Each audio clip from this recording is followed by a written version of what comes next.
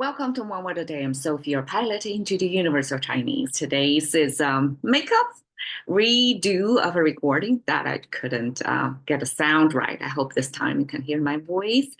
So today we start a new poem. Every culture have their imagery of mother. So this is the Chinese mother imagery formation that laid the foundation to um, help generations of kids in Chinese tradition to perceive their mother in a certain imagery and therefore to see their mother as a certain way.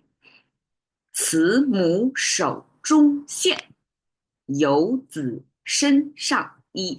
Here we have loving mother and we have a traveling son. So this is a mother-son relationship.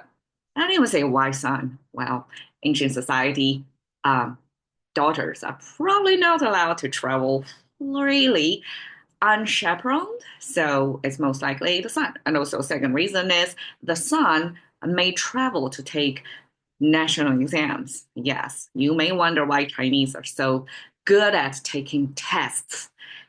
We have centuries, if not millennials, of test taking. It's generations of such test taking behavior that we know it's critical to get good scores. Not only at a school, but at a particular national test. So this could be the son going for such tests, and that's the traveling son. And of course, how mothers show their support. It's make sure their sons are well equipped. And in this case, she's using the thread in her hand. Notice the difference of sequence. 手中线. So the hand held inside the hand. And then we talk about the thread. So instead of a thread in hand, we say 手中线, hand in thread. Totally reversed. And then using that thread to make the clothing on the body. So again, Chinese reverse that sequence. 身上衣, the body on clothes. All right. So the whole scenery talks about probably this mother in ancient times without progressive glasses, right? Probably had a hard time to sew, but we don't know. I mean, mothers back then could be young as well in today's standard. But mothers show their support, their love, not by speaking, but actually by the thread, hand sewn clothes to make sure the Youzi, the traveling son, got well covered, well equipped to do whatever the mission, right? The travel destination thing. Okay, anyways, 慈母. So this pairing, 慈母, because of this poem, that Chinese view mother forever connected with this one adjective, with this loving mother. Actually, it's a love overflowing mother. And that's the, I guess, cultural expectation, both on the mother and the children, how they perceive their mothers. 慈母, this 慈 came from heart, of course. It's loving, emotional processing, and of course it's behavior, right? But it got tied with heart, which somehow in English and Chinese both use that symbol of our human organ associated with love or with emotional processing. And then we have the grass. Well, original rendering, the grass should look like this, but somehow in this script Chinese that captured about 2,000 years ago by Chinese scholar, dictionary back then captured it downward pointing, but normally the grasses are upward pointing because downward is bamboo, upward is regular grass, and then have two circles connected by one line. And that in one hand could mean babies. And then in the other hand, when you see it connected underneath the grass, and then you know it's not only means like probably the root that's for us it could be like potatoes or sweet potatoes, anything growing underground. That for us is root, but for the plant, it's their babies, right? That's how they are going to grow the next generation. And these circles means that these are, even if we only put two in there, that means multitudes. That means this plant is doing well. It's multiplying itself. It's having babies on a string of them, many of those. And actually, if you take out the plant symbol, just two circles connected, kind of like a dumbbell shape. For Chinese, that is baby symbol, like baby in the bundle symbol, baby.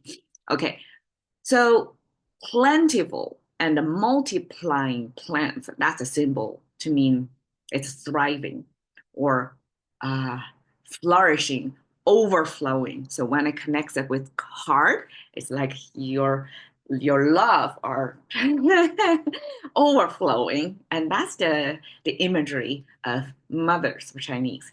Mother is expressed by woman symbol, which is in today's Chinese became the generic woman, because if you see the signs on Chinese bathroom, that would be the 女, that's the symbol. But in ancient Chinese, we actually differentiate pre-motherhood and motherhood women, two stages in life. And this is motherhood. The motherhood expressed by two nipples pointing outward. I mean, Chinese, I guess in that sense, Asian isn't afraid to show tits in our language. It's abstraction, so nobody really thinks too much about that. And it eventually becomes just two dots.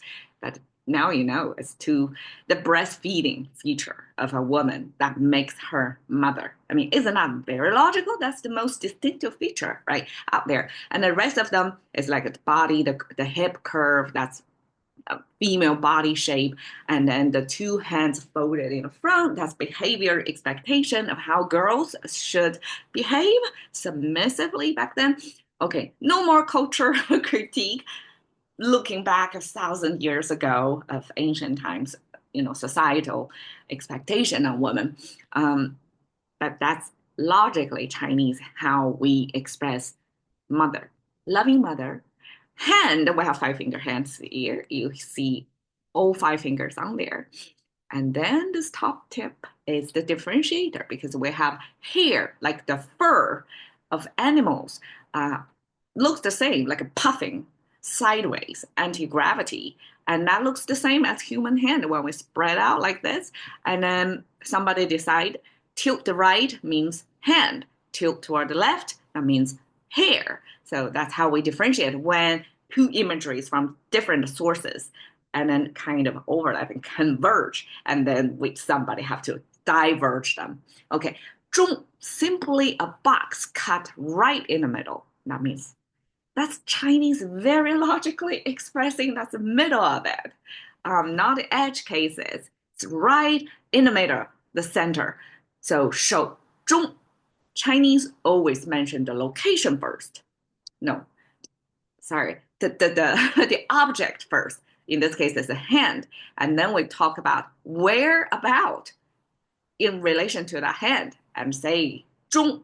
So 手中, when we hear that, we know we're talking about a hand, and then we're talking about inside the hand. Instead of in English, we say inside the hand. We have the reverse.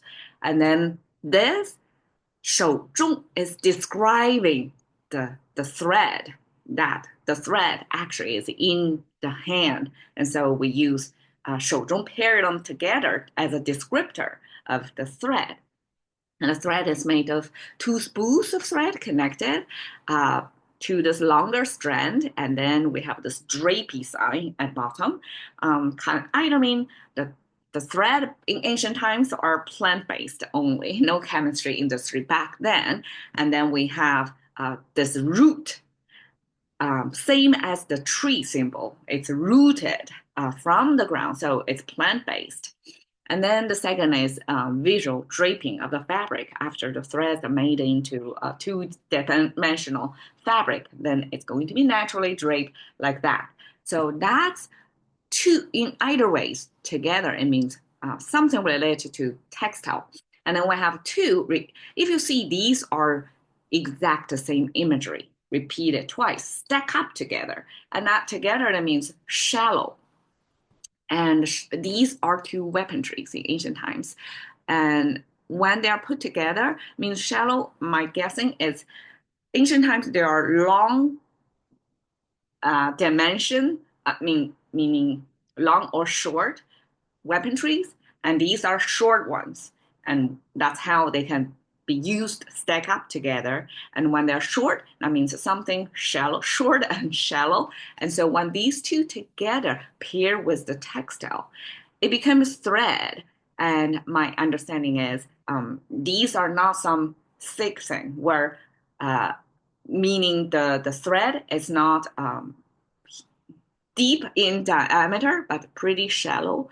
Um, and so it means this fine and the skinny. So that means that pair with tactile, then we can infer that means thread. The skinniest format of before it's made into yarn, before it's woven into fabric or cut into clothing. That's the beginning shallow stage of existence. So 手中线 the thread is running through the 身上衣, the clothes that's going to be on the body of the traveling sun. So there we are piecing together the imagery, the time, who is doing what, and that hand and this body. You see, they even locationally matching. So this Chinese way of poetry making using almost um, symmetrical structure when we talk about the 慈母 loving mother, and then we have to say it's opponent, not opponent in this case, the sun, and using the descriptor in front of it instead of any other location. So all the objects, language elements are positioned in the same slot on this 5-character stanza. Okay, 游子 traveling, we have water. Regionally, this 游子 means swimming. And the swimming, we have this person, this baby symbol, swimming upstream. And this baby symbol, you see, is a recurring symbol, the same, big-headed with 2 arms reaching up. That's pick me up, look at gesture. And that's how babies, I guess, in their infantile stage are often behave, and Chinese use that behavior to describe this stage of human development. And we say that as son, as the younger, even if they may become adult. I mean, they may become adult one day and pretty sooner than you realize, but in the relationship to the mother, it's forever son, the younger, the baby, right? Even if he no longer or she no longer do that, it's going to be perceived as such. So this baby imagery, when it's in, it's not like we throw the baby in the water because this is a water sign. It's probably because when we swim, only our upper body is showing. So the head and the arms are showing, and the legs are kind of flapping down there. So we don't really take note of that. And this is coincide with how the imagery of the sun is created. And then we have the middle part is the flag.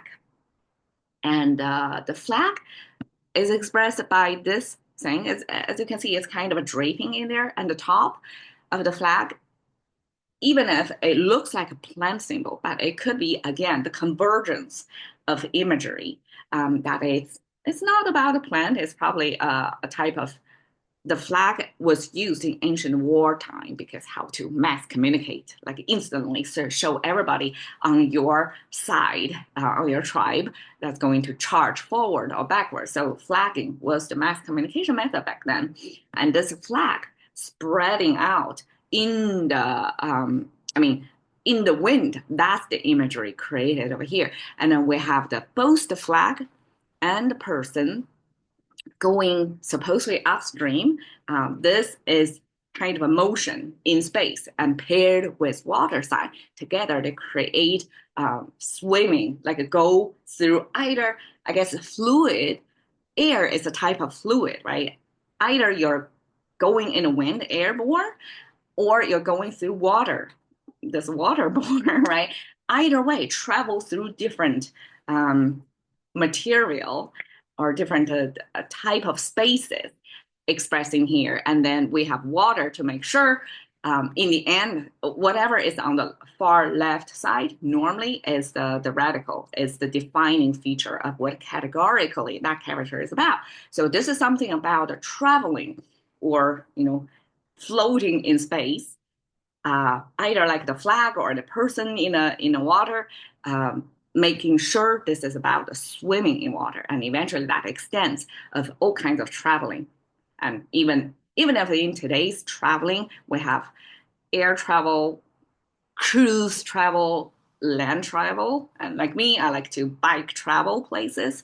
So all kinds of ways of traveling. So even if Chinese starts with a swimming way of moving through space, it extends to all kinds of way of moving through space. Okay, Shen, we have this human symbol, which is leftward facing, two strokes. This is the front side of the body. This is the back side, the back torso here. On top of this frame, this is the abstraction of Chinese anatomy. And this is the rib cage looking like that, and two legs standing. I'm not sure about this. This looks like a tail. So I hope there's some interesting things that in language I cannot fully explain. So this is one of those, like, what is this thing? I mean, if this is a profile view of human anatomy, and we make sure add a human abstraction, human concept on top of it to mean it is the human skeleton or the rib cage that you're looking at, not animal one. So this body means particularly human body. And in this context, it's the traveling sun body, right? 游子身 and 上, it means on top of the body. And 上 is simply, it's very logical, right? This horizontal line is the benchmark that you can regard it as ground. And then we have one vertical line stand on top of it. It's just on top. It's as visual as possible. And you may notice the contemporary Chinese have one additional line. I guess that somebody added on later stage because this upside down letter T in English is simply too simple that it can get sometimes be confusing. So adding an extra stroke can be kind of a double guarantee to make sure it means on top of it. Okay, we have the whole neckline of the ancient times Chinese clothing, which is a wrap dress, not necessarily dress, but the way ancient times, the closure of the clothing is by wrapping the collar around. So it's like one big piece of fabric, and then you wrap it. Imagine you after shower, you put a towel over you. So that's one big rectangle fabric over you, and then you wrap in the front, right? So that's the ancient collar look. And then the back side is the back neckline that has a dart in there. So that's the dart. Altogether is the front and the back of the neckline of ancient times. So 游子身上衣, apparently ancient times, again, we don't even have, it's way before Industrial Revolution. So clothing making is still a domestic work.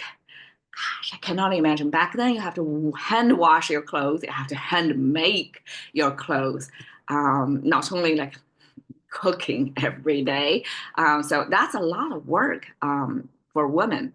But this mother apparently lovingly running the thread through that clothes to make sure the traveling son is well warm and well geared in its long distance travel.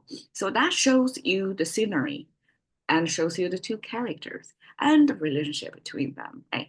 And that's how it's influenced generations of Chinese to appreciate mothers.